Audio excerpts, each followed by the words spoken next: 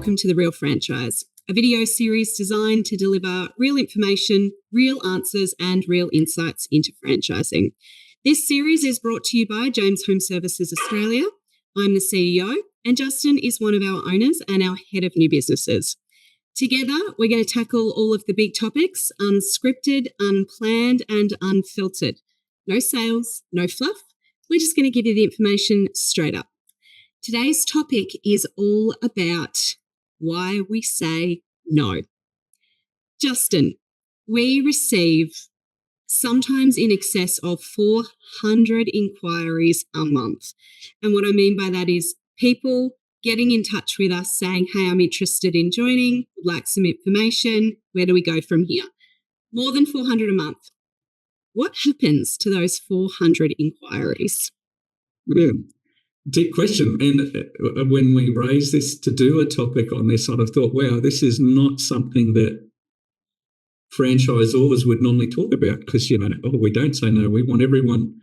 But the reality is we've learned, no, this isn't right for everyone. And what I love about our process, and we've talked about this in previous ones, is we take people through an information process so that they can find out what it's about. And we've learned a lot.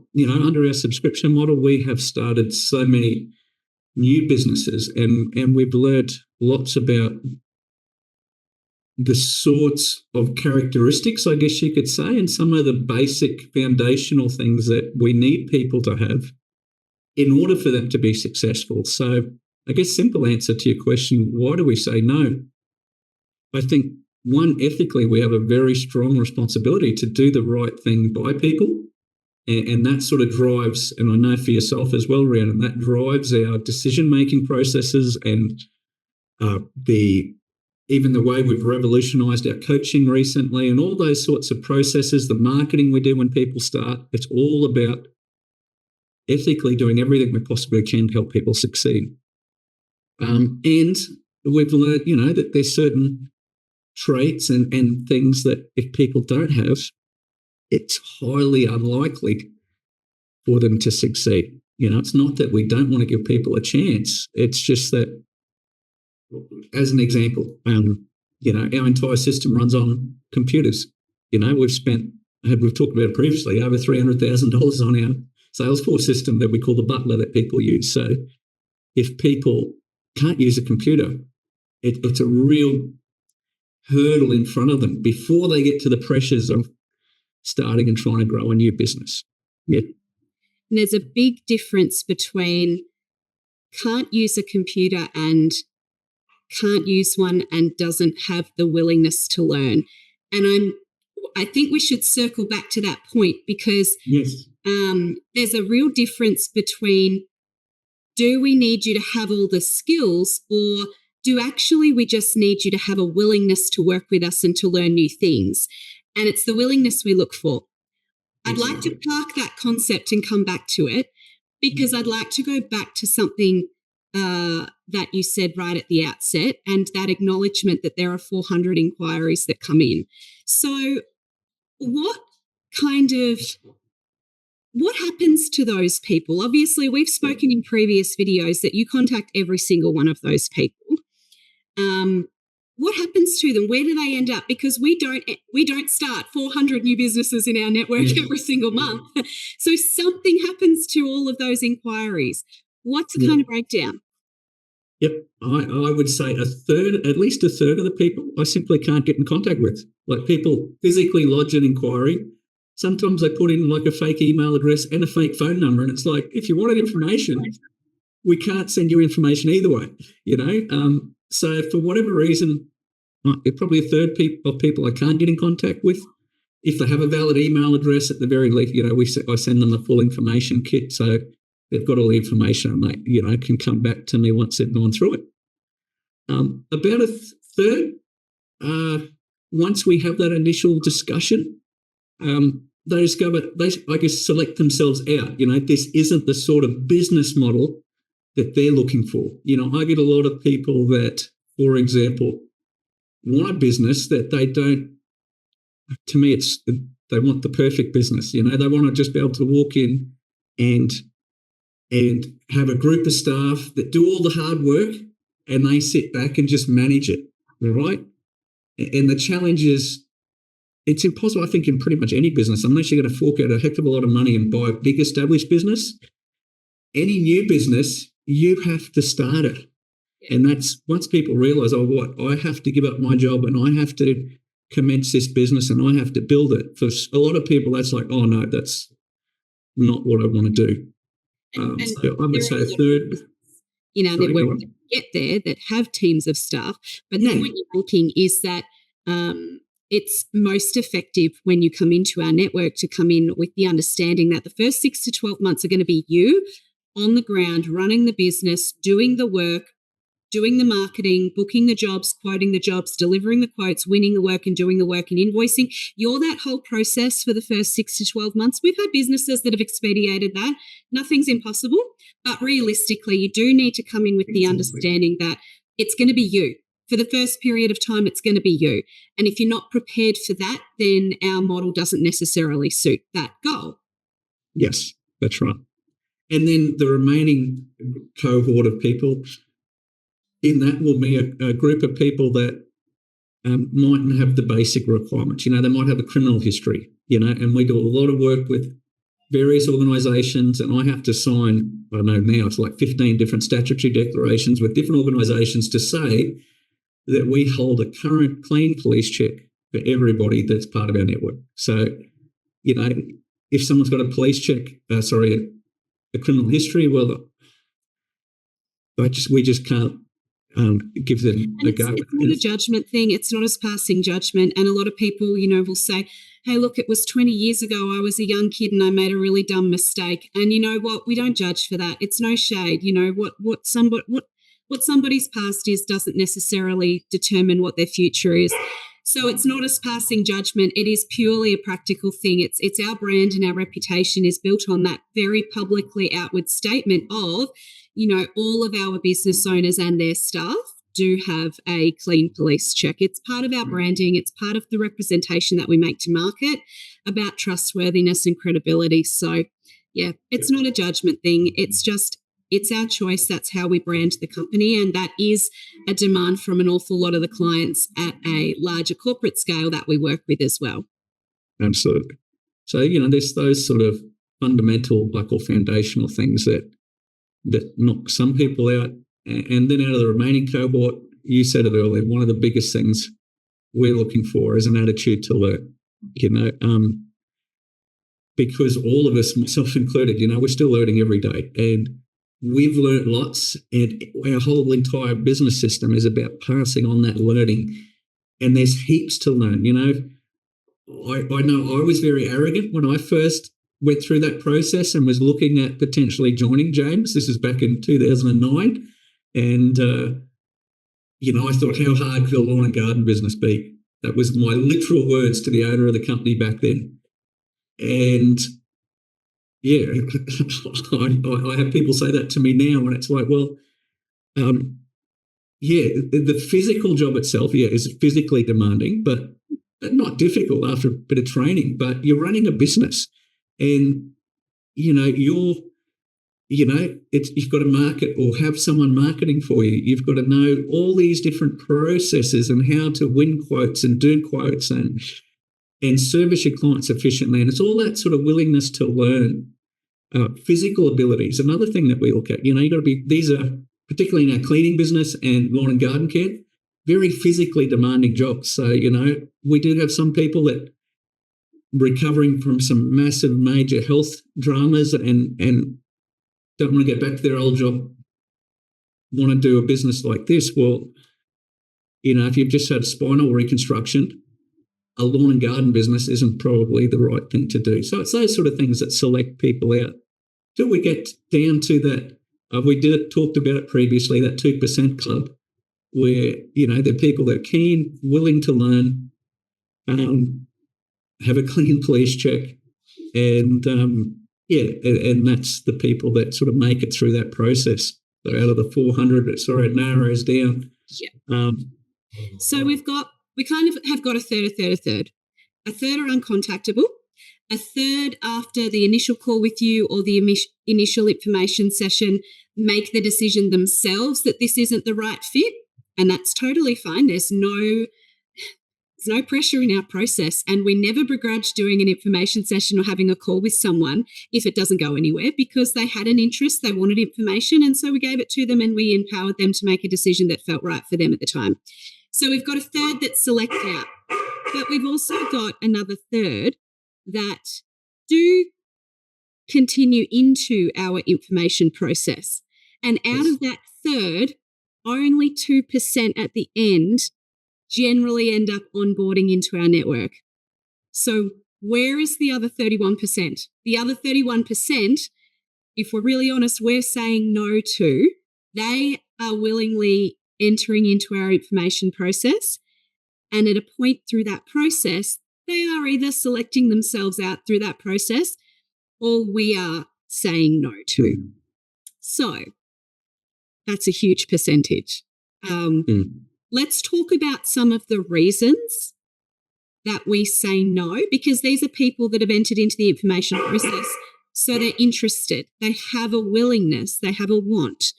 So why are we saying no to that pretty significant percentage of people? We're getting to the pointy end of the stick now. Yeah, that's what this series is all about. You knew these questions were coming. Yeah. And this is where it does we have to make some judgment calls. I'll give some examples, just thinking of recent people that I've had to say no to. Mental health, people who I had one individual recently had, been off work for about 12 months because of serious mental health issues, getting back on his feet and is showing all the right signs, but in his own words, sort of 3 months since he's been able to be out in society, and starting a new business from scratch is difficult on anybody's mental health. And so my advice to him was, it's a bit too soon, He's a few more runs on the board, get back into society, settle in. So, we've got a meeting booked with him for mid-January, I think, mid-February. It's in the calendar. Just said, it's not a no forever. It's just a no, now is not the right time for you. And so we'll catch up again early next year and see how he's going. So there's quite a few people that I have that relationship breakdown's another one because of the pressures of a new business. If I've had quite a few people just coming out of serious, marriage breakdown or relationship breakdown and are a bit of a mess, had to quit their job because they couldn't hold it together of their own admission and now want to do their own business. Once again, it's not a no forever. It's just like mentally, you need to get things sorted a bit more before you jump into your own business, because there's a lot of pressure in your own business and we don't want to create the spiral further because of that pressure. So it's these sorts of things. Another big one. So our subscription model, people only need $1,000 up front. So, pretty much anyone could go, yes, I can join. The challenge is, and I explain to people is, yes, it's only $1,000 up front. That's all you have to pay, James. But for example, there's two weeks of training. And in those 2 weeks of training, it's full time, you're not earning any money. Your first week is sort of in like a classroom. Second week, you're working in a business with somebody, learning all the ropes. So there's 2 weeks of no income. Then you get back to home and then you're commencing your business. And yeah, we hope week one, the customers roll in, but realistically, it could be a couple of weeks before the income starts happening. So you need to have cash reserves, I think, not to pay extra coin to James or anything, but to live and to pay the rent and put the fuel in the car and all that sort of stuff. For, I look at least 5 to 10 weeks of income to cover. So, if someone comes that has but no savings, once again, I would be saying, well, no, for now, let's work on a savings plan. And I've got quite a few people that we're catching up with every few months until they get to a point where they've got that cash reserve because, you know, most of them have young families and responsibilities, and the last thing we want to see is someone all excited start a business but just simply don't have that, you know, if it's not an instant start, then it just makes it too difficult. Yeah. And we actually have a calculator for this. We gather information off of inquirers throughout the process, and when we get to a point that both parties do want to progress, we do ask for an application, and part of the application is providing to us information about your assets and your liabilities, and also about your personal budget. And the sole reason that we do that is to actually take a really pragmatic approach to saying, how long can you survive without an income? And then we look at, we look at the data of how long it takes our businesses to get started to a point where they're earning the sort of income that you would need in order to cover your lifestyle expenses. And we make a calculation as to how long could this person survive in our network if, worst case scenario, the business was quite slow to get going. And so it's not you or me making a judgment call about someone's financial capacity. We have a calculator that says, hey, this person doesn't have the capital to be able to give the business their full-time focus and continue to pay all of their rent or their mortgage or their food or their utilities.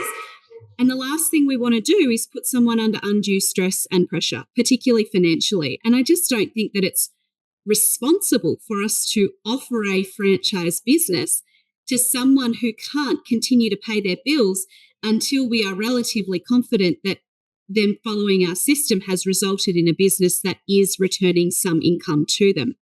So it's not a judgment, it's a calculation.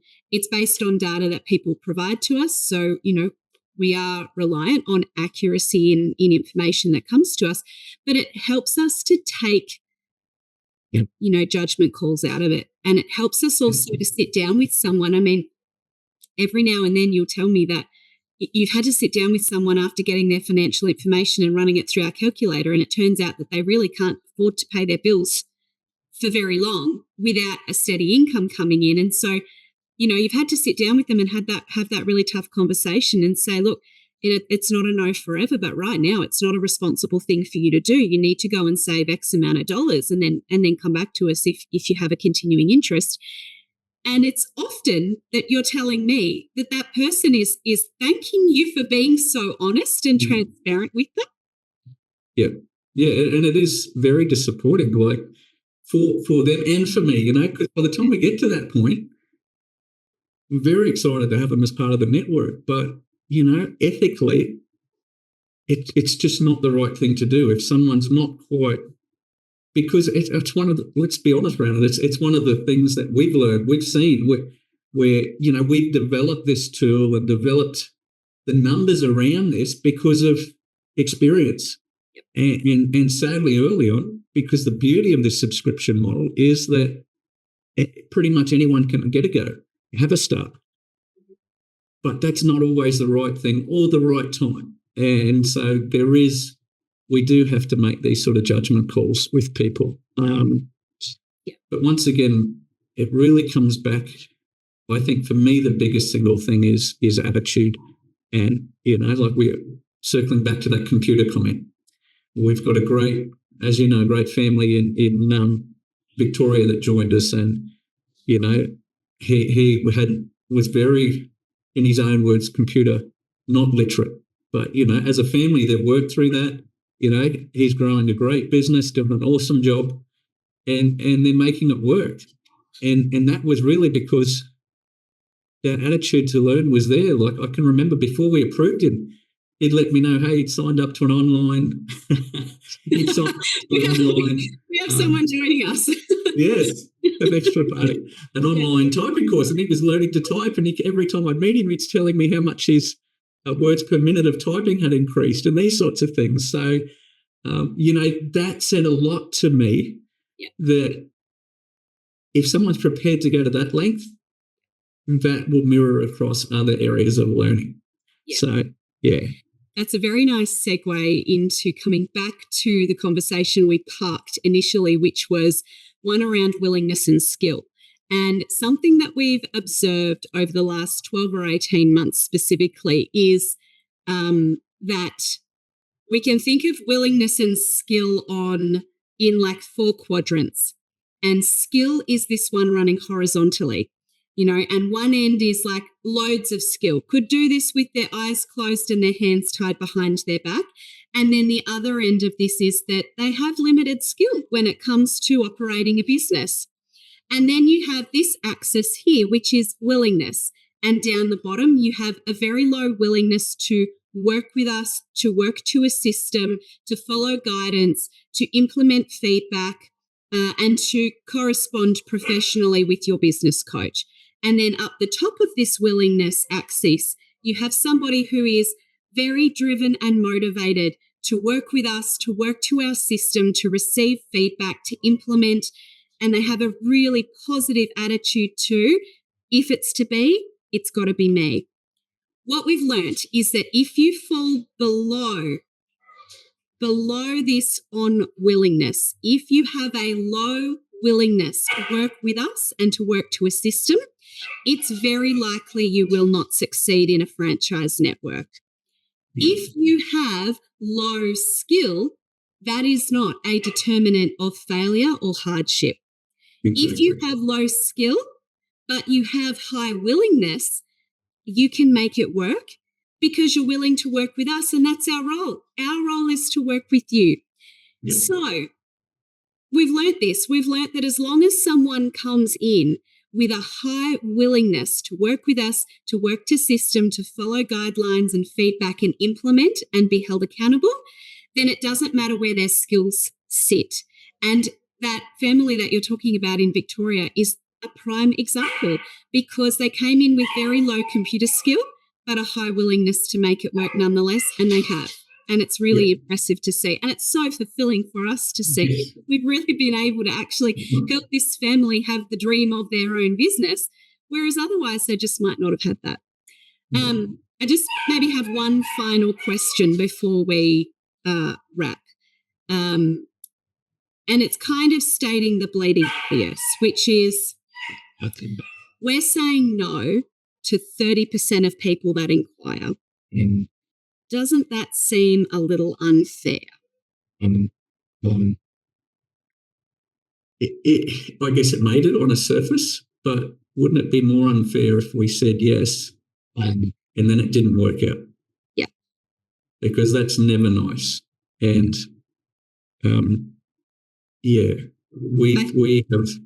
one of our other sessions we talked about our moral compass.